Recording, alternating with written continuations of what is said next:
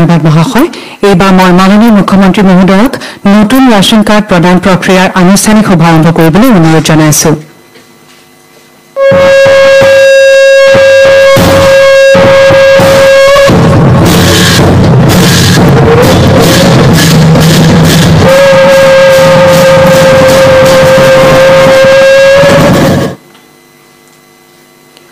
ধন্যবাদ মহাশয়।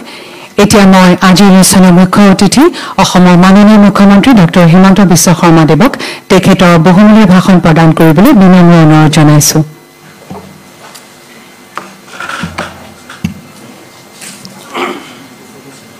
আজিৰ সভাত আমাৰ মাজত উপস্থিত অসম চৰকাৰৰ বিত্তমন্ত্ৰী শ্ৰীমতী অজন্তা নেওগ ডাঙৰীয়ানী, অসমৰ বিভিন্ন স্থানত আজি অনুষ্ঠিত সভাত উপস্থিত অসম চৰকাৰৰ সন্মানীয় মন্ত্ৰীসকল, অসম বিধানসভাৰ সন্মানীয় সদস্যসকল, বিভিন্ন স্থানত মুখ্য অতিথিৰূপে উপস্থিত থকা সাংসদ সদস্যসকল আৰু আমাৰ মুখ্য অতিথিৰ দায়িত্ব বহন কৰা বিশিষ্ট ব্যক্তিসকল, অসম চৰকাৰৰ মুখ্য সচিব ডাঙৰীয়াকে আদি কৰি আমাৰ আজিৰ অনুষ্ঠানত গুৱাহাটী আৰু অসমৰ বিভিন্ন স্থানত সমবেত বিষয়াসকল, আজিৰ সভাত উপস্থিত আই মাতৃসকল আৰু অসমৰ বিভিন্ন স্থানত সমবেত সুধী মণ্ডলী, অসম চৰকাৰৰ বাবে আৰু ব্যক্তিগতভাৱে মই আজি অত্যন্ত আনন্দিত যে আজিৰ পৰা আমি অৰুণোদয় 3 বা যাক আমি চমুকৈ অৰুণোদয় 3.0 বুলি কম, এই আঁচনিখন অসমৰ ৰাইজৰ বাবে সমৰ্পণ কৰাৰ এটা বিৰল সৌভাগ্য আমি সকলোৱে লাভ কৰিছো। 2020-21 চনত অসমৰ বিত্তমন্ত্ৰী ৰূপে কাৰ্যনিৰ্বাহ কৰি থকাৰ সময়ত ৰাজ্যৰ বাজেটত অষ্টাদশ মুকুতাৰ উন্নয়নী মালা হিচাপে প্ৰতি বছৰে আমি 18টা আঁচনি ৰূপায়ণ কৰাৰ বাবে সিদ্ধান্ত গ্ৰহণ কৰিছিলো আৰু সেই সময়তে এই 18খন আঁচনিৰ এক অন্যতম অংগ হিচাপে আমি অৰুণোদয় আঁচনিখনৰ বিষয়েও ঘোষণা কৰিছিলো। আত্মনিৰ্ভৰশীলতা, আত্মবিশ্বাস আৰু সুদৃঢ় লক্ষ্যৰে অসমক পুনৰ উত্থানৰ পথেৰে আগবঢ়াই নিয়াৰ কথা সৰুগত কৰিয়ে আমি অৰুণোদয় আঁচনিখন ৰচনা কৰিছিলো। অৰুণোদয় আঁচনিখন অষ্টাদশ মুকুতাৰ উন্নয়নীমালাৰ সবাতোকৈ আকৰ্ষণীয় মুকুতা হ'ব। পবিত্ৰ সদনৰ মজিয়াত ঘোষণা কৰা সকলো আঁচনিৰ ভিতৰত এই আঁচনিখনেই হ'ব সবাতোকৈ শক্তিশালী আঁচনি। এই ধৰণে 2020-21 চনত মই অৰুণোদয় আঁচনিখনৰ কথা বৰ্ণনা কৰিছিলো। আমি আৰম্ভ কৰিছিলো অৰুণোদয় আঁচনিখন আৰু প্ৰথম অৱস্থাত প্ৰতি মাহে প্ৰত্যক্ষভাৱে আমি 830 টকা দৰিদ্ৰজনৰ বেংক একাউণ্টলৈকে হস্তান্তৰ কৰিছিলো। আজিৰ এই মুহূৰ্তত 24.60 লাখ পৰিয়ালে প্ৰত্যেক মাহৰ 10 তাৰিখে 1250 টকাকৈ নিজৰ বেংক একাউণ্টত অৰুণোদয় ধন পাবলৈ সক্ষম হৈছে। মাননীয় প্ৰধানমন্ত্ৰী নৰেন্দ্ৰ মোদী ডাঙৰীয়াৰ দূৰদৰ্শিতাৰ বাবে অসমত আৰু ভাৰতত জনধন একাউণ্ট, আধাৰ আৰু মোবাইল সংযোগ ব্যৱস্থাৰ আৰম্ভণি কৰা হৈছিল। প্ৰধানমন্ত্ৰী ডাঙৰীয়াই হাতত লোৱা জনধন একাউণ্টৰ বাবে আজি আমি প্ৰত্যেক মাহত 24.60 লাখ পৰিয়াললৈ অৰুণোদয় আঁচনিৰ ধন ৰূপান্তৰ কৰিব পাৰিছোঁ। আমি 830 টকা কেনেকৈ আমি ৰাইজৰ মাজত ভগাই দিয়াৰ চেষ্টা কৰিছিলোঁ। যেতিয়া আমি 830 টকা 2020-21 চনত আৰম্ভ কৰিছিলোঁ, তেতিয়া আমি ভাবিছিলোঁ 830 টকাৰ 400 টকা প্ৰতিটো পৰিয়ালে ঘৰত প্ৰয়োজনীয় হোৱা মেডিচিন, বিশেষকৈ যি ঘৰত বৃদ্ধ আই মাতৃ থাকে, যি ঘৰত বেমাৰী ল'ৰা ছোৱালী থাকে, নিৰ্দিষ্টকৈ তেওঁলোকে কিছু টকা পৰিয়ালৰ ঔষধ কিনাৰ বাবে খৰচ কৰিব লাগে। আমি ভাবিছিলোঁ যে 830 টকাৰ 400 টকা আমি স্বাস্থ্যজনিত খৰচৰ বাবে ৰাইজক আগবঢ়াম। 200 টকা আমি প্ৰত্যেকটো পৰিয়ালে যাতে 4 কিলোগ্ৰাম দালি কিনিব পাৰে, তাৰ বাবে আমি 50% ৰাজ সাহায্য, 80 টকা ঘৰখনৰ বাবে ক্ৰয় কৰা 4 কেজি চেনিৰ বাবে ব্যয় কৰা মাহিলী খৰচৰ 50%, 150 টকা ফল মূল আৰু শাক পাচলি কিনিবৰ বাবে আমি 830 টকা ৰাইজৰ ওচৰলৈ আগবঢ়াইছিলোঁ। অৰ্থাৎ প্ৰতি কেজি অৰুণোদয় পৰিয়ালে যেতিয়া দালি কিনে, তেতিয়া সেই দালিৰ বিপৰীতে আমি 50% অৰ্থাৎ 200 টকা ৰাজ সাহায্য দিওঁ।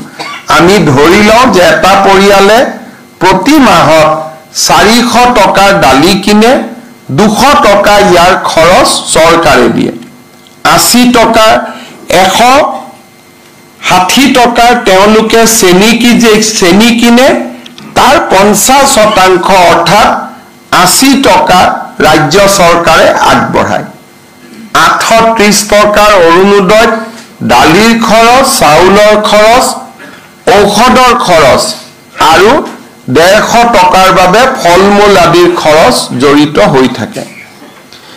যেতিয়া কোভিড আহিলে, কোভিডৰ সময়ত আমি চিন্তা কৰিলোঁ যে ৰাইজৰ বিভিন্ন ধৰণৰ খৰচ বাঢ়িছে, আমি 170 টকা আমি কোভিড পুষ্ট পৰিৱেশত ৰাইজক দিয়া আৰম্ভ কৰিলোঁ। কোভিডৰ পিছতো এই 170 টকা আমি প্ৰত্যাহাৰ কৰা নাই।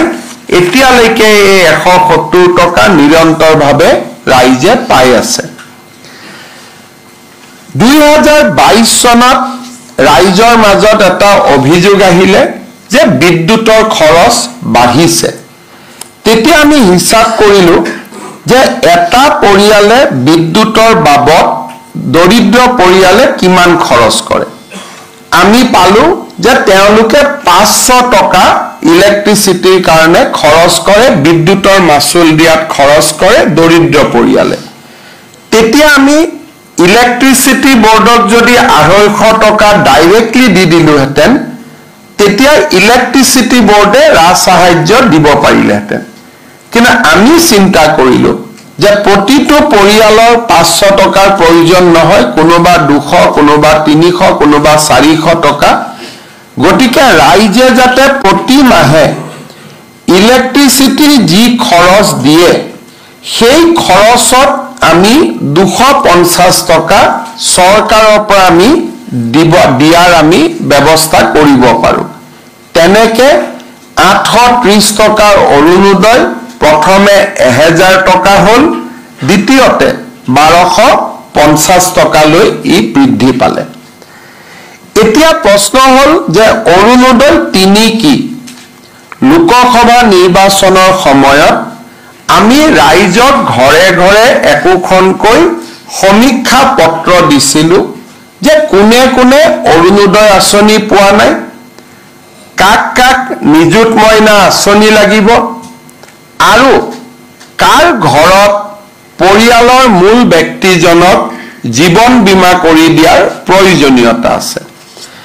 এই 3খন আঁচনিৰ ফৰ্ম প্ৰপত্ৰ যেতিয়া আমি ৰাইজক দিছিলোঁ, তেতিয়া বহুতে ইয়াক লৈ হুলস্থুলো কৰিছিলে, বাতৰি কাকত মিডিয়াত বিৰোধী পক্ষই সমালোচনা কৰিছিলে।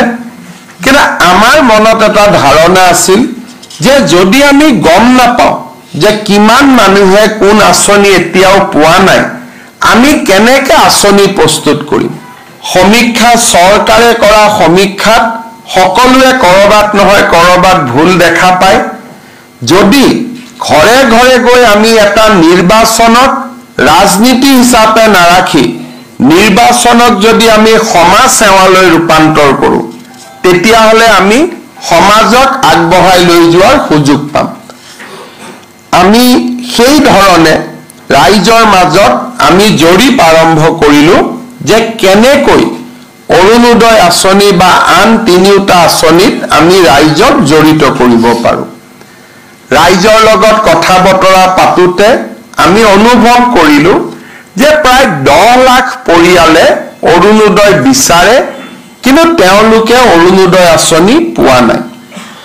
আজি অৰুণোদয় 3ৰ জৰিয়তে যদিও 10 লাখ মানুহৰ প্ৰপত্ৰ আমি পাইছিলোঁ, আমি ধৰি লৈছিলোঁ যে হয়তো আমাক ৰাজনৈতিকভাৱে সমৰ্থন নকৰা কিছু পৰিয়ালে প্ৰপত্ৰ পূৰণ কৰাও নাই। সেইবাবে আমি এটা চিন্তা কৰিলোঁ যে আমি প্ৰত্যেকটো সমষ্টিতে 10,000 এভাৰেজ, কৰবাত সমষ্টিত বেছি মানুহ আছে অলপ বেছি পাব, কম মানুহ আছে কম পাব, এভাৰেজ 10,000 অৰ্থাৎ আমি 12,60,000 পৰিয়ালক অৰুণোদয় আঁচনিৰ সুবিধা নতুনকৈ দিয়াৰ ব্যৱস্থা কৰিম। ইয়াৰ অৰ্থ কি হ'ব যে কম আৰু বেছি পৰিমাণে প্ৰত্যেকটো সমষ্টিতে আৰু 10,000 হিতাধিকাৰীয়ে অৰুণোদয় আঁচনি পোৱা আৰম্ভ হ'ব। অৰুণোদয় 3ৰ আৰু এটা লক্ষ্য আছে। বিভিন্ন সময়ত আমি যেতিয়া অৰুণোদয় আঁচনিৰ হিতাধিকাৰীসকলক ফোন কৰোঁ, বিভিন্নজনে তেওঁলোকৰ টেলিফোন নাম্বাৰটোত ফোন কৰাৰ পিছত তেওঁলোকে কয় যে আমি অৰুণোদয় লাভ কৰি থকা নাই, আমাৰ নম্বৰটো আন কোনোবাই ব্যৱহাৰ কৰিছে।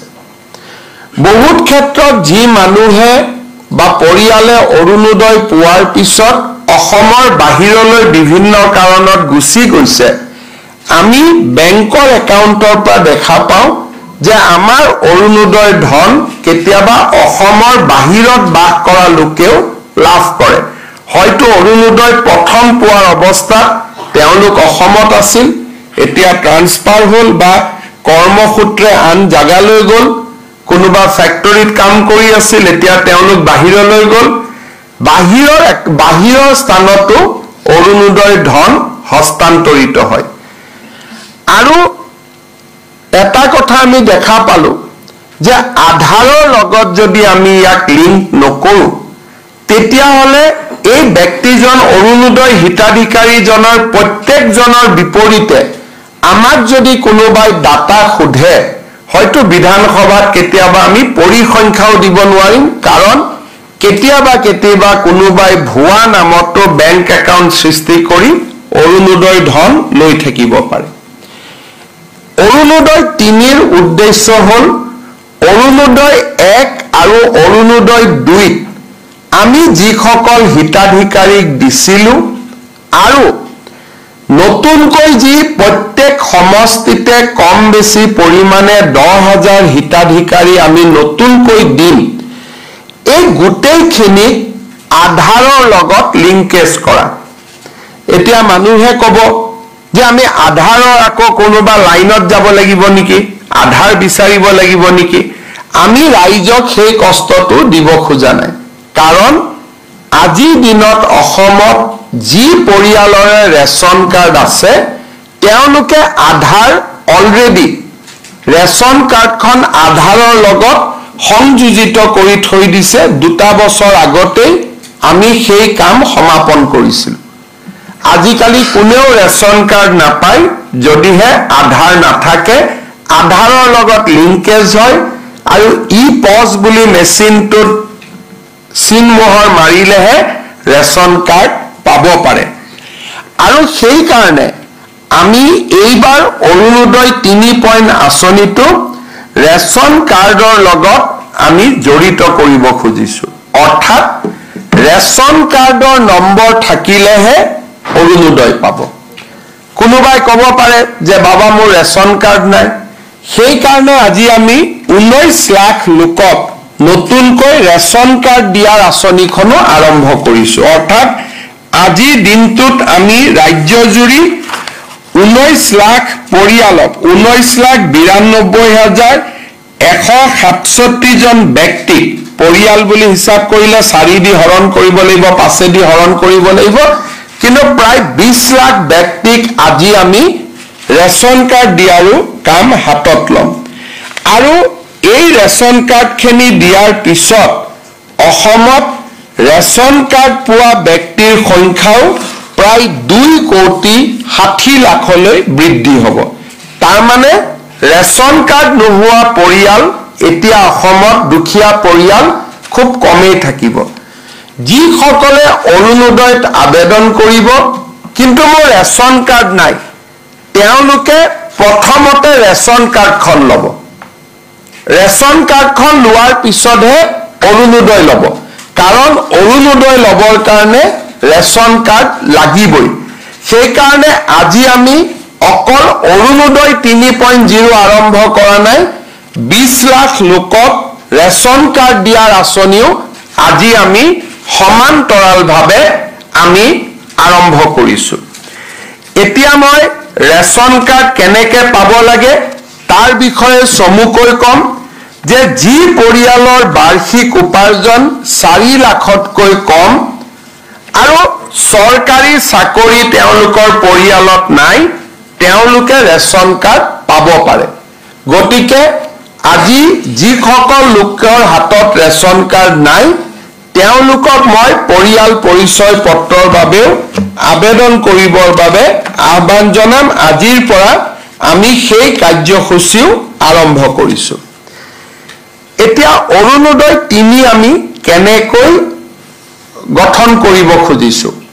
অৰুণোদয় 1 আৰু 2 যোনে হিতাধিকাৰী আছিল তেওঁলোকে অৰুণোদয় 3ৰ বাবে নতুনকৈ আবেদন কৰিব লাগিব।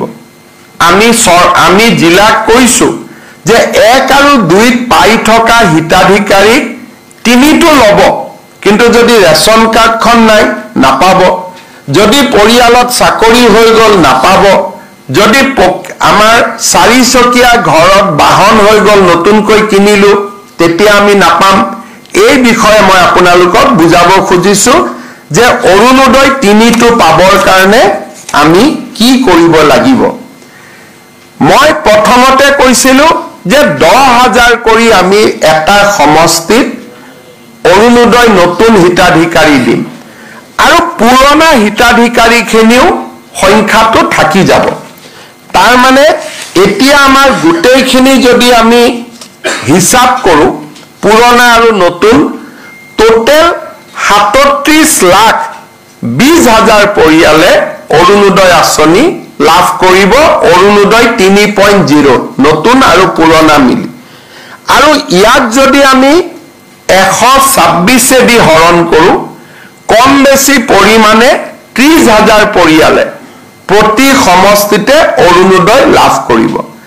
আমাৰ এখন জিলা পৰ্যায়ৰ কমিটি আছে, তেওঁলোকে জিলাত বহি যোন সমষ্টিত জনসংখ্যা বেছি তাত অৰুণোদয় বেছি দিব, যোন সমষ্টিত জনসংখ্যা কম তাত অৰুণোদয় কম দিব। মই কাৰ্বি আলং জিলাৰ নতুন এটা সমষ্টি হৈছে, তাত আমাৰ সৰ্বমুঠ লোক আছে 90,000। আনহাতে আমাৰ অসমত আন কিছুমান সমষ্টি আছে যাৰ ভোটদাতা 3 লাখ। গতিকে 3 লাখ আৰু 80,000 দুইটাতে আমি এটা সামঞ্জস্য বহাব লাগিব। আৰু সেই কাৰণে এভাৰেজ 30,000, কিন্তু কোনোবা সমষ্টিত 28,000, কোনোবা সমষ্টিত 32,000 লোকেও অৰুণোদয় পাব। জিলা পৰ্যায়ৰ কমিটিখনে এই টাৰ্গেট বিতৰণ কৰিব। ইয়াৰ পিছত জিলা সমিতিয়ে প্ৰত্যেকটো ভোট কেন্দ্ৰলৈ এই টাৰ্গেট বিতৰণ কৰিব অৰ্থাৎ 30,000 জালুকবাৰী সমষ্টিত যদি অৰুণোদয় মোৰ ভোটাৰ লিষ্টত ভোট গ্ৰহণ কেন্দ্ৰ আছে 200টা এই 200টা ভোট গ্ৰহণ কেন্দ্ৰত জনসংখ্যা অনুসৰি আৰু দুখীয়া মানুহৰ পৰিবেশ পৰিস্থিতি অধ্যয়ন কৰি প্ৰত্যেকটো বুথত সমান নহয় সমানুপাতিকভাৱে জিলা পৰ্যায়ৰ কমিটিয়ে প্ৰত্যেকটো বুথৰ বাবে অৰুণোদয় হিতাধিকাৰীৰ সংখ্যা আবণ্টন কৰিব সমান নহয় বুলি মই কিয় ক'লো কোনোবা ভোট গ্ৰহণ কেন্দ্ৰত 300 ভোট থাকে কোনোবা ভোট গ্ৰহণ কেন্দ্ৰত 1000 ভোট থাকে সমানুপাতিকভাৱে তেওঁলোকে এই কোটা 30,000ৰ কোটা প্ৰত্যেকটো ভোট গ্ৰহণ কেন্দ্ৰলৈ তেওঁলোকে ভাগ কৰি দিব ভাগ কৰি দিয়াৰ পিছত সিলেকশনৰ এটা প্ৰক্ৰিয়া আৰম্ভ হ'ব পঞ্চায়ত বৰ্তমান নাই কাৰণে আমি জিলা উপায়ুক্তক দায়িত্ব দিছো যে আপোনালোকে গাঁও পঞ্চায়তৰ সেক্ৰেটাৰী আৰু 4জন মনোনীত ব্যক্তিক লৈ গাঁও সভাখন পৰিচালনা কৰিব এতিয়া অৰুণোদয় পাবৰ কাৰণে আমাৰ মানদণ্ড কি হ'ব সকলোৱে আবেদন কৰিব আমি কাক অৰুণোদয় দিম প্ৰথম অৰুণোদয় পাবৰ কাৰণে মোৰ এখন ৰেশন কাৰ্ড থাকিব লাগিব যাৰ ৰেশন কাৰ্ড নাই হি ৰেশন কাৰ্ড বনাই ল'ব কিন্তু ৰেশন কাৰ্ড থাকিবই লাগিব যাতে লাহে লাহে আমি ৰেশন কাৰ্ডৰ লগত অৰুণোদয় আমি সামঞ্জস্য ৰাখিব পাৰো বিধানসভাটো প্ৰশ্ন কৰিলে আমি তেওঁৰ ডিটেইলছ দিব পাৰো কাৰণ ৰেশন কাৰ্ডৰ দেউতাক মাক এড্ৰেছ আৰু আধাৰৰ লগত ৰেশন কাৰ্ডখন জড়িত হৈ আছে তাৰ মানে অসমত অৰুণোদয় 3.0 ৰেশন কাৰ্ড আধাৰ অৰুণোদয় এটাই ডাটাবেছ হ'ব আমি লগে লগে যোনে যি প্ৰশ্ন কৰে আমি লগে লগে উত্তৰ আমি দিব পাৰিম অৰুণোদয় পাবৰ কাৰণে আমি কি কৰো প্ৰথম অৰুণোদয় আমি কাক দিও যে গাঁওখনত গোটেই মানুহ বহিলে মিটিং হল যে আমাৰ গাঁৱত 100 অৰুণোদয় আহিছে আমি কেনেকে বিতৰণ কৰিম বহুত সময়ত বহুত মহিলাই মোক কয় বাবা মই অৰুণোদয় পোৱা নাই কোনোবাই কয় মই অৰুণোদয় পাইছো কোনোবাই কৈছে মই ধনী মানুহ অৰুণোদয় পালে দুখীয়াই পোৱা নাই মই ইলেকশন মিটিংত গলে মানুহে এনেকুৱা বহুত অভিযোগ কৰে আজি অসমৰ সকলো জাগাতে 2000 3000 5000 মানুহ বহি আছে বিশেষকৈ আই মাতৃ সকল বহি আছে অৰুণোদয় বিষয়ে শুনিবৰ কাৰণে মই বুজাই দিব খুজিছো যে অৰুণোদয় কোনে কোনে পাব লাগে প্ৰথম অৰুণোদয় পাব কোনে লাগে বিধৱা মহিলা গৰাকী অৰ্থাৎ যি পৰিয়ালত বিধৱা মহিলা আছে সেই পৰিয়ালে অৰুণোদয় আঁচনি পাব লাগে যদি কোনোবা পৰিয়ালত 45 বছৰৰ ওপৰৰ অবিবাহিতা ছোৱালী আছে সেই পৰিয়ালটোও অৰুণোদয় পাব লাগে কোনোবা পৰিয়ালত যদি বিবাহ বিচ্ছেদ হোৱা মহিলা আছে সেই পৰিয়ালটোও অৰুণোদয় পাব লাগে কোনোবা পৰিয়ালত যদি স্বামীয়ে বিবাহ বিচ্ছেদ আইনমতে দিয়া নাই কিন্তু এৰি থৈ গুচি গ'ল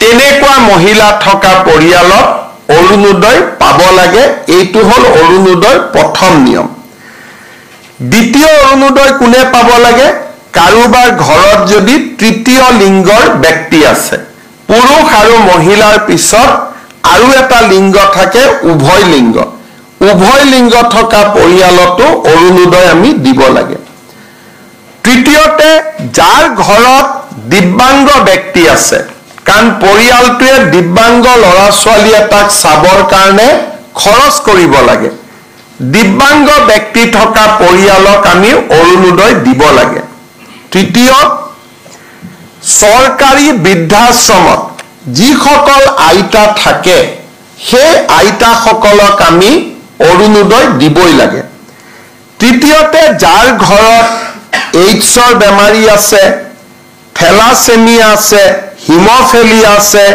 চেৰিবেল পালসি আছে কুষ্ঠ ৰোগ আছে অটিজিম আছে এওঁলোকৰ পৰিয়ালতো আমি অৰুণোদয় দিব লাগে কোনোবা মহিলা যদি ভিক্ষা কৰি জীৱন নিৰ্বাহ কৰে তেওঁলোককো ডিসি সকলে বিচাৰি উলিয়াই অৰুণোদয় দিব লাগে আৰু এইখিনি মহিলাক অৰুণোদয় দিয়াৰ পিছত যিখিনি বাকি থাকে সেইখিনি যাৰ বাৰ্ষিক উপাৰ্জন 2 লাখ টকাতকৈ কম তেওঁলোকে অৰুণোদয় আঁচনি পাব পাৰিব অৰ্থাৎ প্ৰথমতে বিধৱা ডাইভোৰ্স মহিলা দিব্যাংগ ব্যক্তি থকা পৰিয়াল আৰু বেমাৰী ব্যক্তি থকা পৰিয়াল HIV থেলাছেমিয়া হিমোফিলিয়া আৰু ভিক্ষা কৰি খোৱা আই মাতৃসকলক আগত অৰুণোদয় দি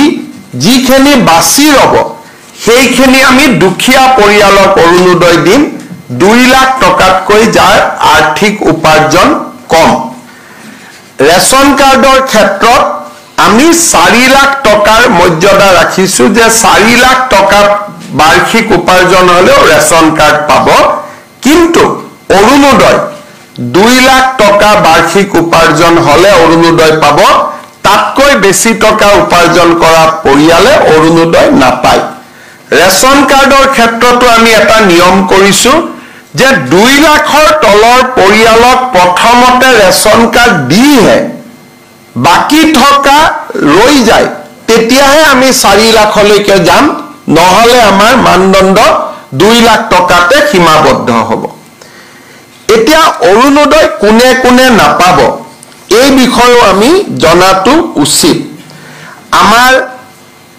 মন্ত্ৰী বিধায়ক প্ৰাক্তন মন্ত্ৰী প্ৰাক্তন বিধায়ক এওঁলোকৰ পৰিয়ালে অৰুণোদয় নাপায় পঞ্চায়তী ৰাজৰ বৰ্তমানৰ সদস্য বা কোনোবাই যদি মেম্বাৰ অহা ইলেকশ্যনত জিকে বা প্ৰেসিডেন্ট সেক্ৰেটাৰী জিকে তেওঁলোকে নিজৰ নাম অৰুণোদয়ৰ পৰা বাদ দিব লাগিব আজিৰ দিনত পঞ্চায়ত নাই সকলোৱে ল'ব পাৰিব কিন্তু যদি তেওঁলোকে ভৱিষ্যতে পঞ্চায়তৰ মেম্বাৰ সদস্য প্ৰেসিডেন্ট হয় অৰুণোদয় আজি ললেও তেতিয়া তেওঁলোকে অৰুণোদয়টোৰ পৰা নিজৰ নাম গুচাব লাগিব যিসকলে মেম্বাৰ প্ৰেসিডেন্ট হম বুলি ভাবি থৈছে তেওঁলোকে এই পইণ্টটো মনত ৰাখিব চৰকাৰী চাকৰিয়াল পেছাদাৰী ব্যক্তি শিক্ষক পেনশনাৰ আন কোনেও অৰুণোদয় নাপাব আনকি অঙ্গনবাদী কৰ্মী আশা ওয়াৰ্কাৰেও অঙ্গনবাদী আমাৰ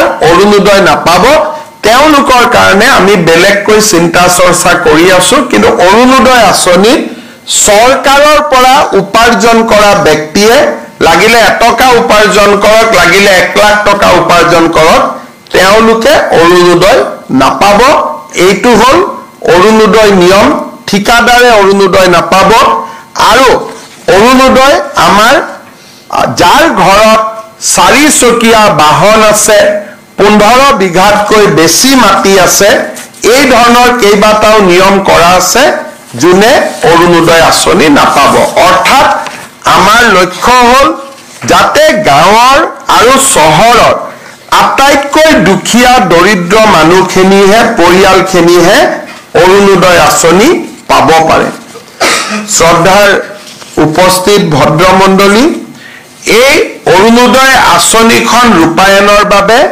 আমি নিৰ্দিষ্ট দিনো আমি ঠিক কৰি দিছো আমি ভাবো যে অৰুণোদয় পুৰণা বেনিফিচিয়াৰী আৰু নতুন বেনিফিচিয়াৰী এই গোটেইখিনিক অৰুণোদয় 3ত সমাহিত কৰি লবলৈ আমি আজিৰ পৰা ব্যৱস্থা আৰম্ভ কৰিম 19 সেপ্টেম্বৰ 2024 পৰা আৰু আমাৰ লক্ষ্য যে আমি জানুৱাৰী মাহলৈ এই গোটেই selection form fill up affidavit এই গোটেই কামখিনি আমি সমাপন কৰিব পাৰিম এতিয়া কোনোবাই প্ৰশ্ন কৰিব যে জানুৱাৰীত অৰুণোদয় 3 আহিব তেতিয়ালৈকে বৰ্তমানৰ হিতাধিকাৰীসকলে অৰুণোদয় পাই থাকিবনে নাই যেতিয়ালৈকে নতুন অৰুণোদয় তালিকা নাহে তেতিয়ালৈকে পুৰণা হিতাধিকাৰীসকলে অৰুণোদয় পাই থাকিব তাত কোনো চিন্তা নাই